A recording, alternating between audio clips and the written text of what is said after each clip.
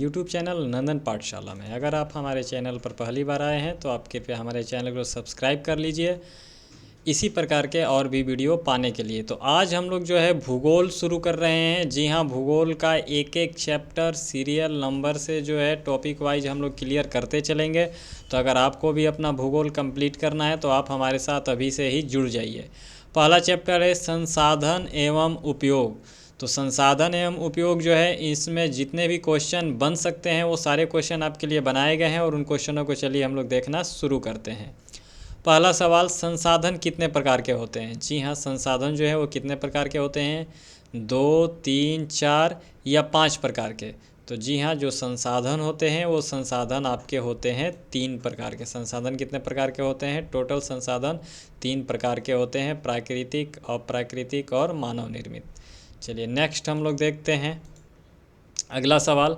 अगला सवाल है कि जो संसाधन प्रकृति में स्वतः पाए जाते हैं उन्हें क्या कहा जाता है? जी हाँ, वैसे संसाधन जो कि हमारे प्रकृति में स्वतः पाए जाते हैं, अर्थात उसको कोई बनाता नहीं है, उन संसाधनों को क्या कहा जाता है? तो उन संसाधनों को प्राकृतिक संसाधन कहा जाता है। C is the right answer. Next question देखते हैं। नेक्स्ट क्वेश्चन है कि निम्नलिखित में कौन प्राकृतिक संसाधन के उदाहरण हैं? जी हाँ, आपको बताना है कि निम्नलिखित में कौन प्राकृतिक संसाधन के उदाहरण हैं। वायु, जल, वनस्पति या इनमें से सभी?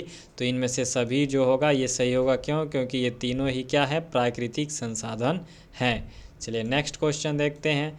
नेक्स्ट क्वेश्चन है कि मानव संसाधन के उदाहरण है। जी हाँ, मानव संसाधन के उदाहरण है, यानी जिसको कि मानव ने बनाया है।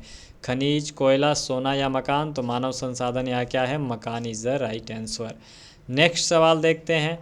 नेक्स्ट सवाल है कि कौन सा ऐसा संसाधन है जो खुद अपनी आवश्यकता की पूर्ति करता है? जी आपको बताना है कि कौन सा ऐसा संसाधन है जो खुद अपनी आवश्यकता की पूर्ति करता है। मानव संसाधन, मानवीय संसाधन, प्राकृतिक संसाधन या अमानवीय संसाधन? जी हाँ, आपको बताना है कि कौन सा ऐसा संसाधन है जो खुद अपनी आवश्यकता की पूर्ति करता है। तो खुद अपनी आवश्यकता की पूर्ति कौन करता है? जी हाँ, जो मानवीय संसाधन है, अर्थात जो मानव है वो खुद अपनी आवश्यकता की क्या करता है? पूर्ति करता है। चलिए नेक्स्ट देखते हैं। नेक्स्ट सवाल हम लोगों का है कि संसाधन होते नहीं बल्कि बनते हैं, यह किसका कथन है? बहुत ही अच्छा सा सवाल है। संसाधन होते नहीं हैं होते नहीं बनते हैं। जी हाँ, संसाधन होते नहीं बनते हैं, यह कथन किसने कहा था? गांधी जी, नेहरू जी, जिम्मेर या फिर मेधा पाटेकर? जी हाँ, तो संसाधन होते नहीं बनते हैं, ये किसका कथन है? तो ये जो कथन है वो जिम्मरमैन का कथन है। जी हाँ, किसका कथन है? जिम्मरमैन का। नेक्स्ट सवाल देखते हैं। नेक्स्ट सवाल है कि कोयला किस प्रकार का संसाधन है? जी हाँ, जो कोयला है वो किस प्रकार का संसाधन है? अनवीकरणीय, नवीकरणीय, जैव या फिर अजैव?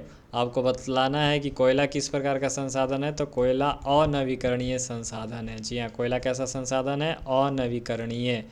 नेक्स्ट सवाल को देखते हैं। नेक्स्ट सवाल है लौह अयस्क कैसा संसाधन है? जी हाँ, जो लौह अयस्क है ये कैसा संसाधन है? नवीकरणीय संसाधन, अनवीकरणीय, जैव संसाधन या मानव कृत संसाधन? तो जो लौह अयस्क है ये भी कैसा संसाधन है? अनवीकरणीय संसाधन है। लौह अयस्क कैसा संसाधन है? अनवीकरणीय। नेक्स्ट सवाल को देखते हैं। सौर ऊर्जा निम्नलिखित में कौन सा संसाधन है? जी हाँ, जो सौर ऊर्जा होती है वो किस प्रकार का संसाधन है? मानवकृत, अजैव, अचक्रीय या पुनः पूर्ति योग्य? तो जो सूर्य ऊर्जा है वो कैसा है? पुनः पूर्ति योग्य है, यानी जिसका जो पूर्ति है वो ऑटोमेटिक इस प्रकृति में क्या है? होते रहता है। तो सौर ऊर्जा कैसा संसाधन है? पुनः पूर्ति योग्य। चलिए नेक्स्ट सवाल देखते हैं। नेक्स्ट सवाल है कि वैसे संसाधन जिनकी उत्पत्ति हुई तथा वह सजीव हो क्या कहलाते हैं? जी हाँ, आपको बताना है कि वैसे संसाधन जिनकी उत्पत्ति हुई तथा वह सजीव हो उन संसाधनों को क्या कहा जाता है? अजैव, जैव, निर्जीव या फिर इनमें से कोई नहीं? तो ऐसे संसाधनों को जैव संसाधन कहा जाता है। B is the right answer. Next सवाल को देखते हैं हम लोग। नेक्स्ट सवाल है कि पुनर्पूर्ति योग्य संसाधन क्या कहलाते हैं? जी हाँ, वैसे संसाधन जिनका पुनर्पूर्ति हो सके उन्हें क्या कहा जाता है? जैव, अजैव, नवीकरणीय या फिर अचक्रीय संसाधन? जी हाँ, पुनर्पूर्ति योग्य संसाधनों को नवीकरणीय संसाधन कहा जाता है कि जिनकी पूर्ति जो है पुनः होते रहती है। नेक्स्ट सवाल देखते हैं। नेक्स्ट सवाल है कि स्वामित्व के आधार पर संसाधन कितने प्रकार के होते हैं। जी हाँ, स्वामित्व के आधार पर जो संसाधन है वो कितने प्रकार के होते हैं, 5, 3, 2 या 4। तो स्वामित्व के आधार पर जो संसाधनों का बंटवारा किया गया है वो 4 प्रकार के संसाधन होते हैं। D is the right answer. Next सवाल को देखते हैं कि निम्नलिखित में कौन सा संसाधन विकास की स्थिति के आधार पर है। जी हाँ, कौन सा संसाधन विकास की स्थिति के आधार पर है, नवीकरणीय, संभाव्य संसाधन, जैव या फिर राष्ट्रीय संसाधन। जी हाँ, तो यहाँ पर जो है संसाधन विकास की स्थिति के आधार पर है, ऐसे संसाधनों को संभाव्य संसाधन कहा जाता है। क्या कहा जाता है, संभाव्य संसाधन। नेक्स्ट सवाल हम लोगों का है कि देश की सीमा रेखा के अंदर के संसाधन क्या कहलाते हैं। जी हाँ, वैसे संसाधन जो देश की सीमा रेखा के अंदर है उनको क्या कहा जाता है, राष्ट्रीय, अंतर्राष्ट्रीय, सामुदायिक या फिर व्यक्तिगत। तो देश की सीमा रेखा के अंदर वाले संसाधनों को राष्ट्रीय संसाधन कहा जाता है। क्या कहा जाता है, राष्ट्रीय संसाधन। A is the right answer. Next सवाल, तट रेखा से कितने किलोमीटर क्षेत्र की सीमा अपवर्जन आर्थिक क्षेत्र कहलाती है। जी हाँ, जो तट रेखा होता है, समुद्री किनारा होता है, तो कितने किलोमीटर क्षेत्र की जो सीमा है वो अपवर्जन आर्थिक क्षेत्र कहलाती है। 100 किलोमीटर, 200, 150 या फिर 250। तो इसका जो राइट आंसर होगा बी होगा। 200 किलोमीटर की जो दायरा होता है समुद्री किनारे से वो क्या कहलाता है, अपवर्जन आर्थिक क्षेत्र कहलाता है। नेक्स्ट सवाल देखते हैं। नेक्स्ट सवाल है कि समुद्री क्षेत्र में राजनीतिक सीमा के कितने किलोमीटर क्षेत्र तक की संपदा निहित है। जी हाँ, समुद्री क्षेत्र में राजनीतिक सीमा के कितने किलोमीटर क्षेत्र तक की जो संपदा है वो निहित होती है। 10.2, 15.5, 12.2 या 19.2। तो इसका जो राइट आंसर हो जाएगा 19.2 किलोमीटर का जो दायरा होता है वो क्या होता है, वो आपका राजनीतिक सीमा के अंतर्गत आता है। चलिए नेक्स्ट सवाल देखते हैं। नेक्स्ट सवाल है कि संसाधन का बचाव करना क्या कहलाता है। जी हाँ, संसाधनों का जो बचाव है, सुरक्षा है, वो क्या कहलाता है, संरक्षण, दोहन, अतिक्रमण या नियोजन। तो संसाधन का बचाव करना संरक्षण कहलाता है। जी हाँ, क्या कहलाता है, संरक्षण। A is the right answer. Next सवाल पे चलते हैं। अगला सवाल है, डाकू की अर्थव्यवस्था का संबंध किससे है। जी हाँ, डाकू की अर्थव्यवस्था का जो संबंध है वो किससे है, संसाधन ग्रहण से, संसाधन के विदोहन से, संसाधन के नियोजित दोहन से या इनमें से कोई नहीं। तो डाकू की अर्थव्यवस्था का संबंध है संसाधन के विदोहन से, यानी संसाधनों का क्या कर दिया जाता है, विदोहन कर दिया जाता है। नेक्स्ट सवाल, अगला सवाल है आप लोगों का कि हमारे पास पेट भरने के लिए बहुत कुछ है, पेटी भरने के लिए नहीं, यह कथन किसका है। देखिए कितना अच्छा वाक्य है, हमारे पास पेट भरने के लिए तो बहुत कुछ है, पेटी भरने के लिए नहीं है, यह कथन किसका है। जिम्मेरमैन, महात्मा गांधी, नेहरू या इनमें से कोई नहीं। तो इस कथन को भी कहने वाले कौन है, महात्मा गांधी है। इस कथन को किसने कहा था, महात्मा गांधी ने कहा था। क्या कहा था, हमारे पास पेट भरने के लिए बहुत कुछ है, पेटी भरने के लिए नहीं है। नेक्स्ट सवाल देखते हैं। नेक्स्ट सवाल है कि नर्मदा बचाओ आंदोलन, नर्मदा बचाओ अभियान की शुरुआत किसने की। जी हाँ, नर्मदा बचाओ अभियान की शुरुआत किसने की है, मेधा पाटेकर, सुंदरलाल बहुगुणा, महात्मा गांधी या इनमें से कोई नहीं। तो नर्मदा बचाओ आंदोलन की जो शुरुआत है यह मेधा पाटेकर ने की थी। A is the right answer.